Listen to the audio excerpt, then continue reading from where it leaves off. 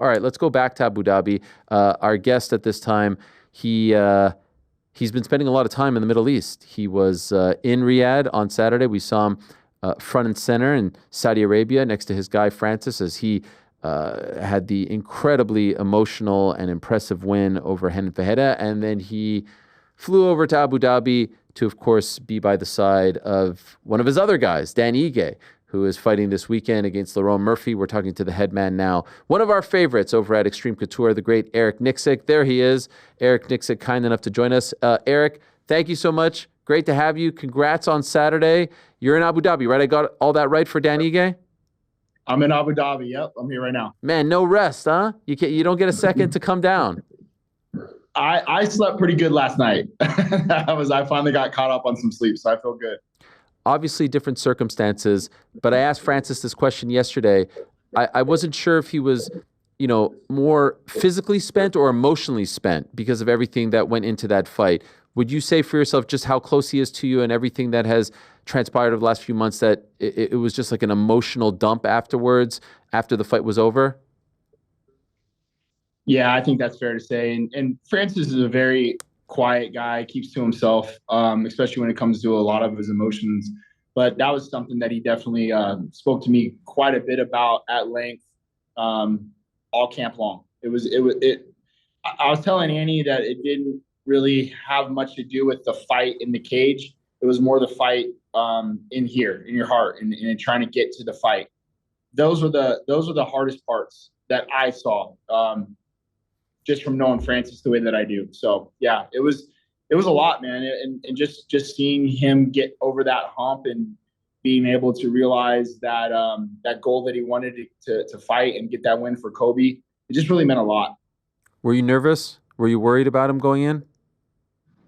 No, not at all. I mean, honestly, Ariel, like you and I talk all the time, man.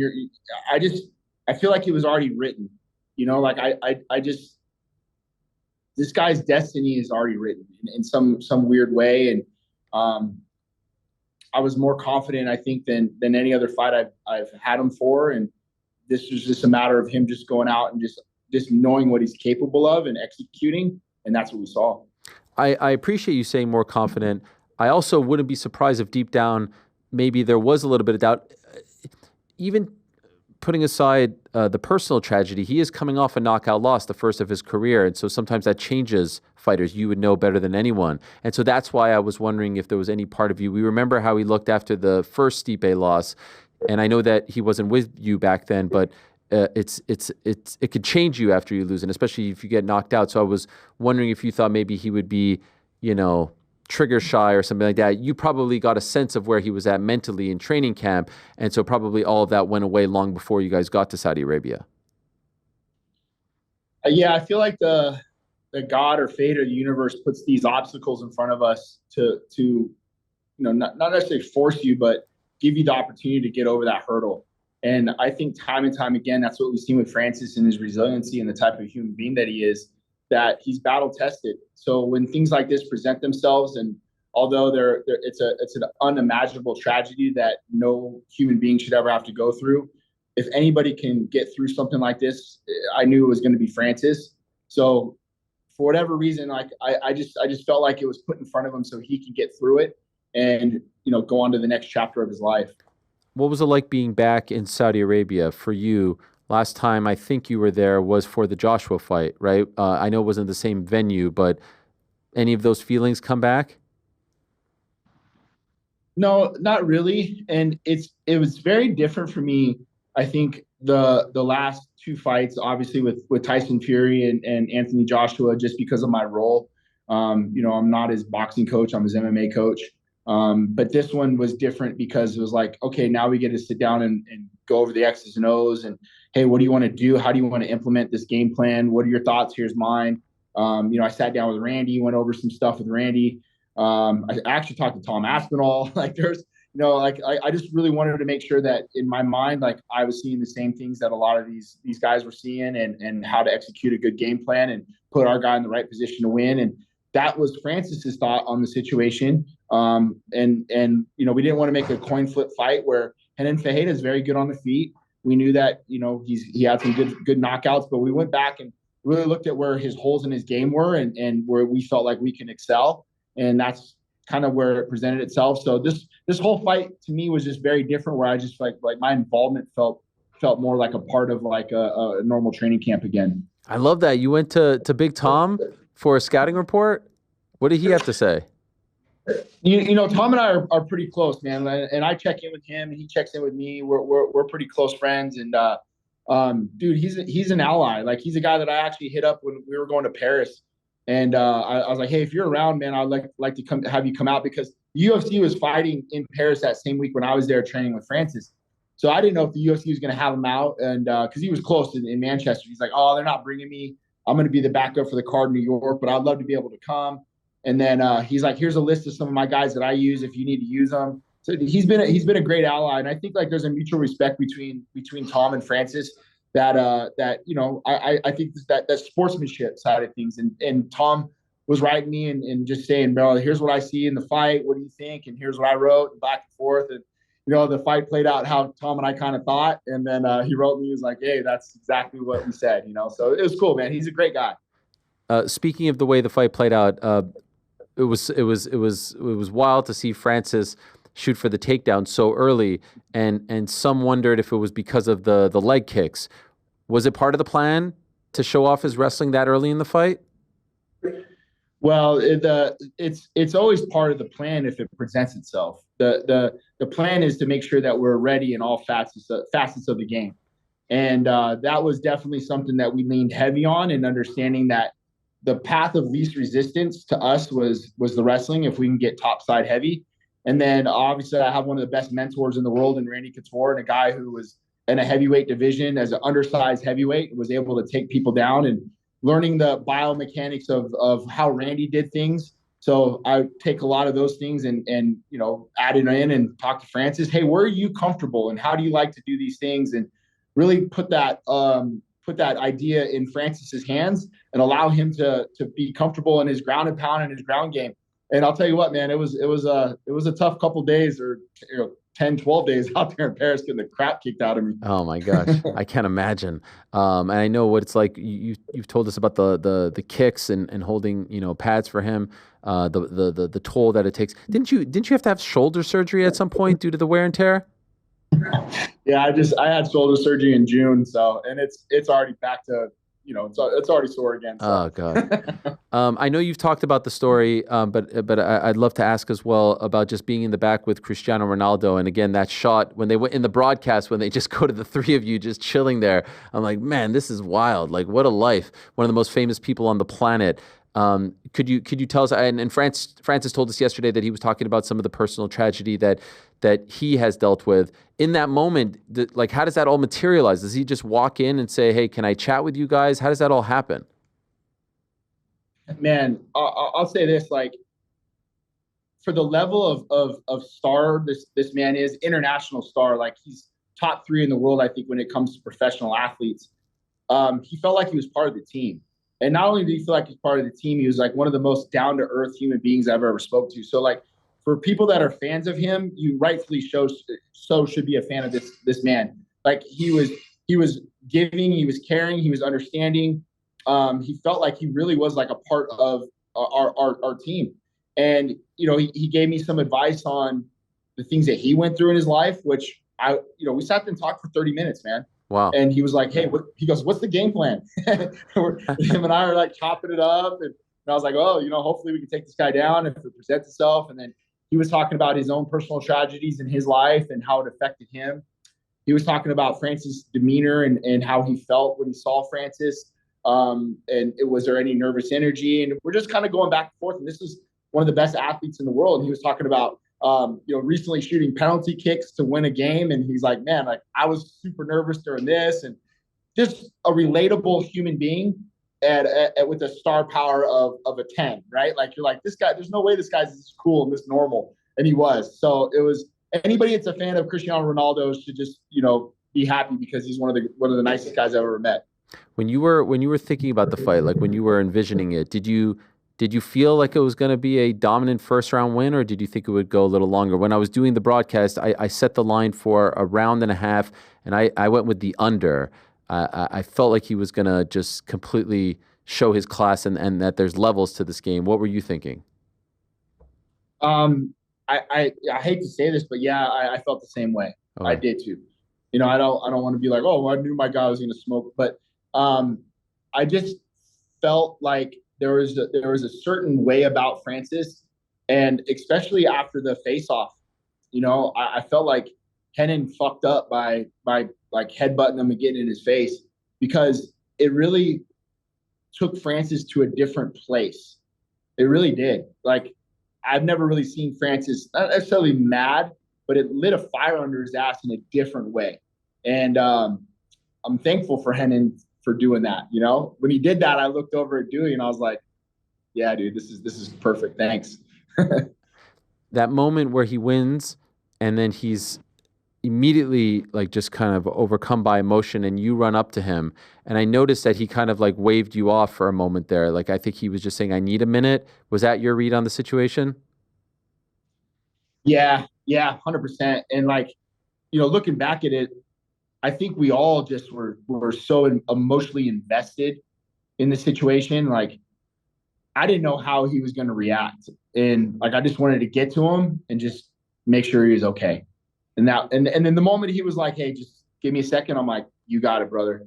Yep, I'm right here." And I just, you know, gave him a hug and watched him, you know, and just kind of looked around and took it all in, and I could see the weight literally just lifting off his shoulders in that moment. What was it like for you? Like when you saw him like that, first when you saw him win, but then when you saw the emotion that he was exuding, what was going on in your mind? I could see it on your face too, but like what's going on in your head in that moment? Oh, I'm like, oh, dude, Sean Strickland's gonna rip on me because I'm fucking crying like a little baby. I was like, I'm like a sympathy crier. You know, if I see you crying, I'm like, oh man, like, and so just seeing that outpour of emotion by Francis, and you know, we had a little family gathering before we left for the venue, and it was intense. It was intense. There was like 10 or 15 family members in the team. We're all in a little meeting room, and we're singing songs and saying prayers. And you know, I said a little bit of something. Dewey said something. We had like a speech. And then Francis spoke, and it got real emotional, man. Like, I don't want to go into detail, but there was a lot of emotions riding right before we left to go to the venue. Wow.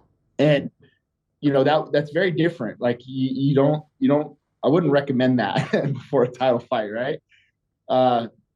So I don't know, like, just seeing him win and seeing him get over that hump that he needed to do, it just, man, I you know, Dewey, Tripp, these guys spent 2 months in Paris.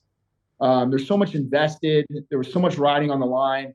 That morning, Francis said to me before he went and shook out, he was like, you know, Bubba, I'm nervous, man. Like, I feel like I have a lot of added pressure on me.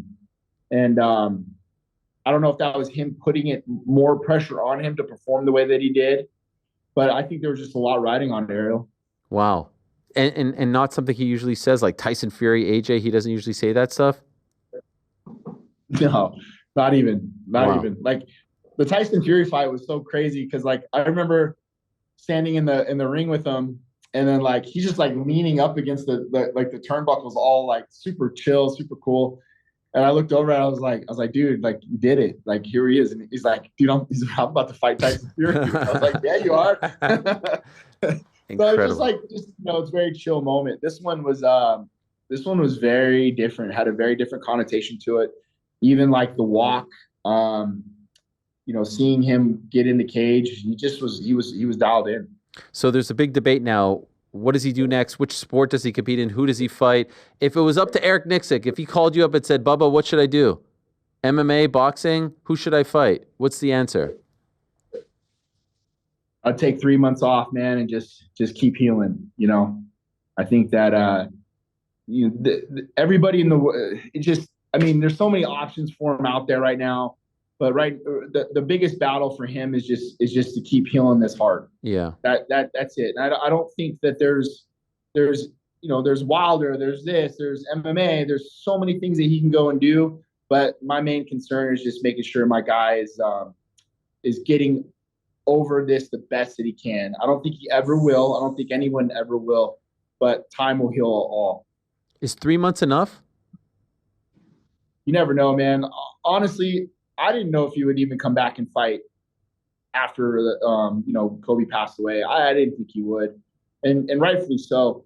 But him coming back to Vegas and then him coming back to train, I think just helped him heal.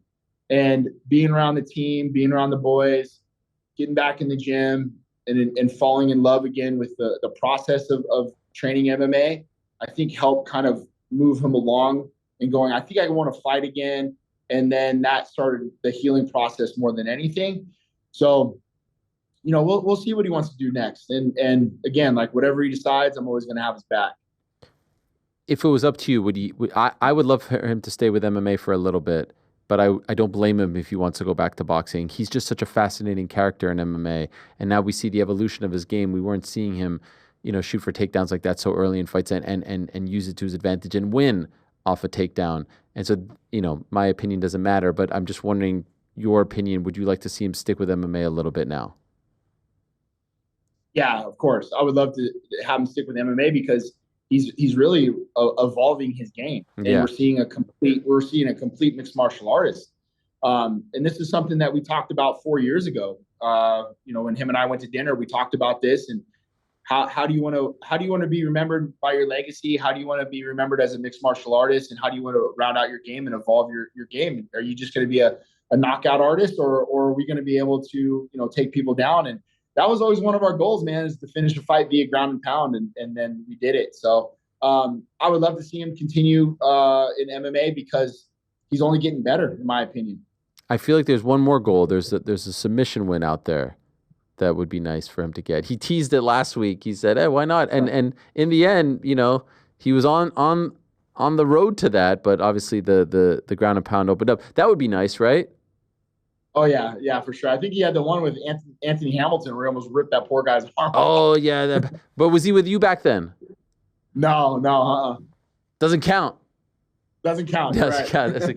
Yeah, well, that was old school. Yeah, that's right. I totally forgot about that one. I was just kind of banding about, and I threw out Rico Verhoeven as a potential super fight, kickboxing king, MMA king in a boxing match. And this thing has kind of taken a life of its own. Rico, in fact, reached out to me about it. Glory's reaching out to me about it. And then Francis told me they've trained together. Was that at Extreme Couture? Was that with you? Yeah, no, we brought Rico in to help us for Serial Gone. Rico's amazing, dude. He's a great guy. He came out and helped us for I think he's out there for a week. But showed us a lot of really good things. And I talk to Rico all the time. He's a friend. But fighting's fighting. These guys want to make some money, then go do your thing. So I'm all for it. Would you be open to that? Like a crazy super fight between two of the best in a neutral sport? Yeah, of course. I think whatever moves the needle, whatever makes these guys money. Rico, I consider a friend, but at the end of the day, I've cornered against a lot of guys I consider my friend. This is a business, so if the numbers match and these guys, can make some money off of it, why not? I want to ask you about Dan Ige. He's fighting this weekend in Abu Dhabi. Much different scenario than the last time he fought. You guys get a nice training camp. Your thoughts on the matchup with Lerone Murphy, who has looked very good in the UFC as of late? Great style matchup. Guys that are, I think, very similar in a lot of ways. Stances, movement. I think a guy in Lerone Murphy who is like that up and coming guy who we need to go take his O away. He's tough, he's durable. So I think a good fight for Dan to go out and really showcase his skill set. I think Dan has a little bit of extra things in his tools that he can show in this fight. But you're right. It's nice to being able to have a camp and actually game plan against a guy. And this is actually the second time we've been booked. So we've had a little even longer sort of training camp for a guy like Lerone Murphy. So we're excited for this fight, man. It's a great matchup. So when you say second time, you mean second time with Lerone? That was back in February of 2024, right? Earlier this year, you guys were supposed to to fight. That didn't happen. After the Diego Lopez fight, we thought that Dan would fight on the Sphere card. Was he upset that he wasn't on the card? No, not at all. I mean, he's not upset about anything. These guys really took care of him. Dan stepped up and took the fight. I don't think there's any favors that need to be made or anything like that.